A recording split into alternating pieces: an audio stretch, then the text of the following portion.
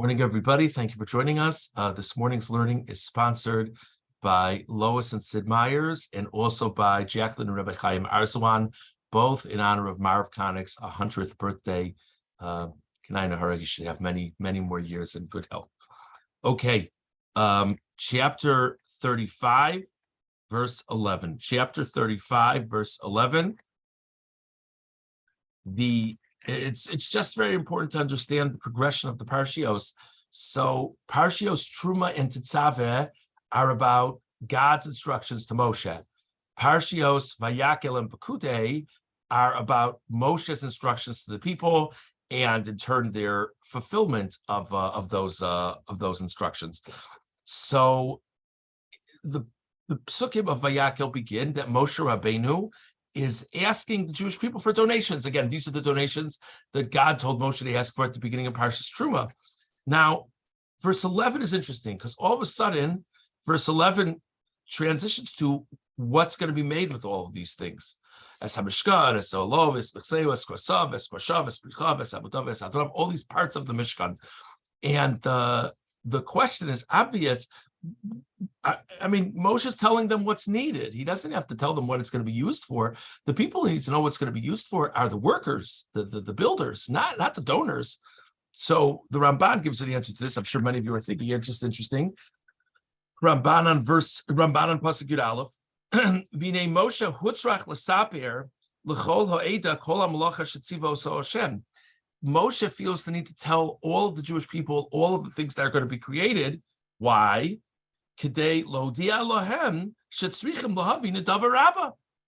to understand that they need to make a very generous donation. There's a lot to do. So that's why Moshe Rabbeinu was telling them what's going to be done with these materials, because it gives a sense for, if you know what's going to be done with these materials, so it gives a sense for the amount that needs to be donated. Okay, moving on to verse 20. So Moshe had gathered together all the Jewish people to share with them this need, and then they all left. They got the message and they left. And now in verse 21, every person, every man whose heart elevated him came, and everyone whose spirit moved him. Each of these people, they brought the donations for God to the work of the tent of meeting, for all of the work for all the service of God, and the holy garments. So the point is, many people came forward to make very generous donations, but the Torah gives two different descriptions of the people, and it actually sounds like we're talking about two different groups of people. It talks about the people whose heart elevated them, and it talks about the people whose spirit moved them. What's the difference? What's the difference between Nisa'o Libo and Nadvarucho? So let's see the Ramban. Ramban on Pasuk Chav Aleph, Vayavo Kol Ish Asher Nisa'o Libo, Al HaChachamim Ha'osim B'Melacha Yomar Kain. This first group of people, the people whose heart elevated them, are the people who would do the work.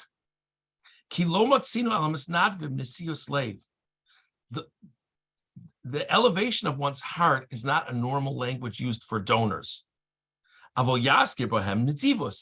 Generosity is what's said for donors. So the second phrase is the people whose spirit made them generous.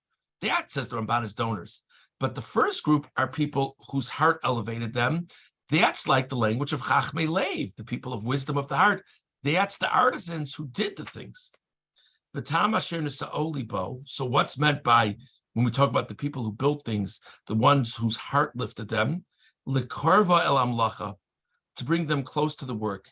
Kilo hayibahem shalamad es hamlachos ha'ele mimalamed, o mishe'imein bahen yadav klal.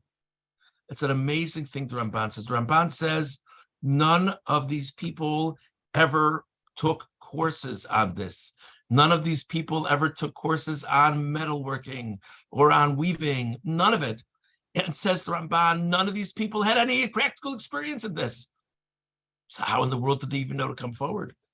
Avamatza b'tivo sheyada lasos king.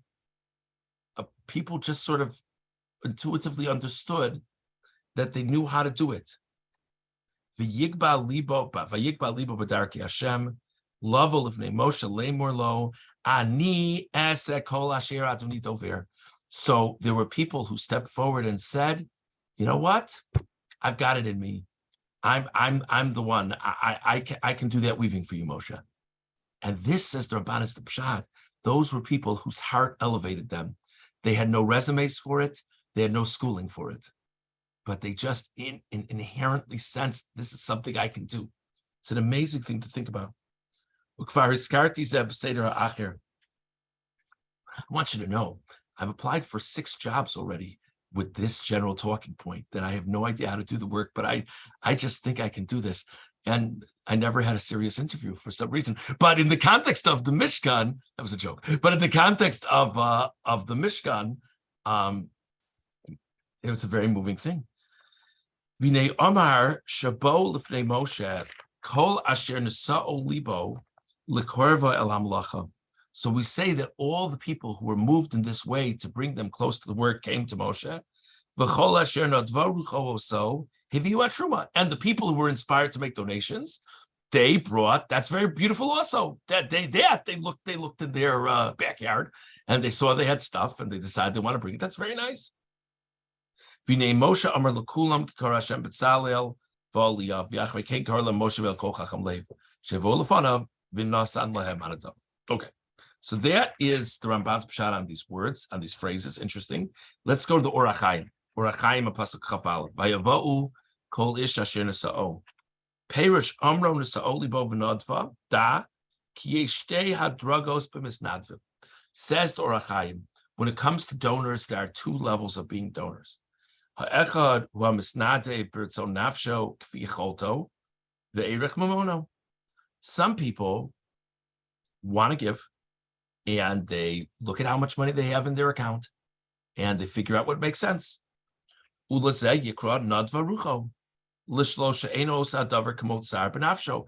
Nadva rucho is a very nice thing. Nadva rucho is that a person feels they want to give. No one forced them to give. They're happy about giving. Vasheni hamisnadav yosem yicholto migodel tuvios libo. But then there's somebody else. There's someone else who gives much more than they have the ability to give. They give much more than makes sense for them to give. They're just so moved. They're so moved in their heart by the cause. Ulozeh yikra nisa'o libo. That, says the Ramban, is the person whose heart elevates him. Perish shalev menasehu. The heart elevates the person. Uma'aricho be'erech asher yosem imashehu lase stavar yakar. And the heart makes the person feel that they're more affluent than they are, so that they can give generously in this way. Ulazeh Amar, for this reason it said, Ki b'Yisrael nimtzeu shnei sugim aniskarim. The point made here is that both categories of donors exist in Klal Yisrael. Pasach b'ma'ula sheb'shneihem. It opens with the more impressive one, the one who gives even more than they're really able to. V'yamar kol ish asher nesa'o libo v'diktek lomar tevas ish lashon chashivos. It's very interesting. The Orach Chaim points out it doesn't just say everybody; it says kol ish. Ish, though ish literally means man, the connotation is a person of distinction. So if you notice in the second phrase, the one whose spirit moves them, it doesn't say kol ish, every person whose spirit. It says everyone whose spirit moved them. But to be a person is sa'o libo, whose heart moves them to do more than they really can do, more than logic should be able to. That's an ish. That's a very impressive person. But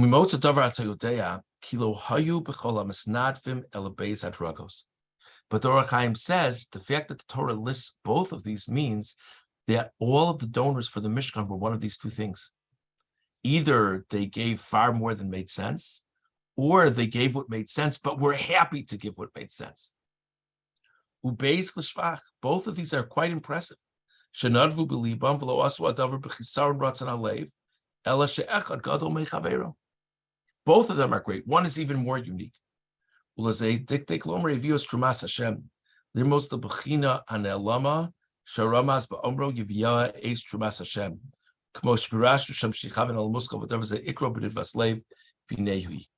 And so the point is, both of these groups brought this special offering of God. They both were special. So whereas the Ramban says the first set are people who are going to do the work, the Ohr HaChaim says both the groups are donors, but the first set are people who were inspired to give far more than what really seemed to make sense for them to be given. Okay, let's now go on to verse 27. Verse 27, very famous pasuk with Rashi over here. V'anasim heviu esav bnei Hasham v'esav bnei hamiluim lo'ephod v'lachoshen. The Nesiim, the heads of tribes, gave the special stones for the apron and for the breastplate. But there's something that jumps out in the pasuk. The word Nesiim is spelled without yuds here in this pasuk, the first word in verse 27.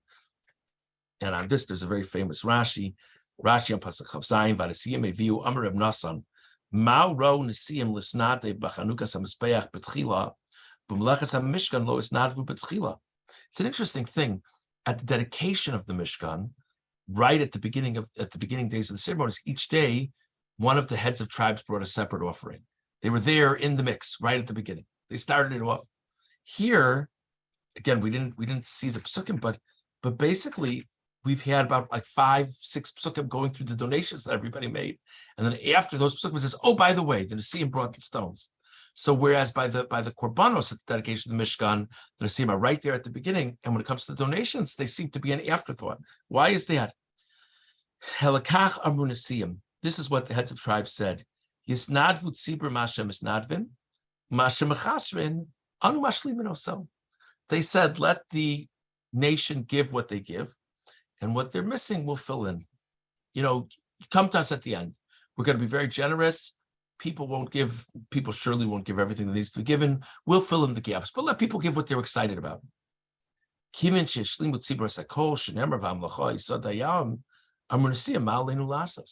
But the heads of tribes underestimated the people, and they brought everything that was necessary. So now the heads of tribes look up and they say, gosh, there's nothing left for us to do. So they brought these special stones. That was the one thing that hadn't gotten filled in by anybody else. So then they learned their lesson. So when the Mishkan was actually being dedicated, they gave korbanos at the beginning because they understood that if you wait, it won't be good. So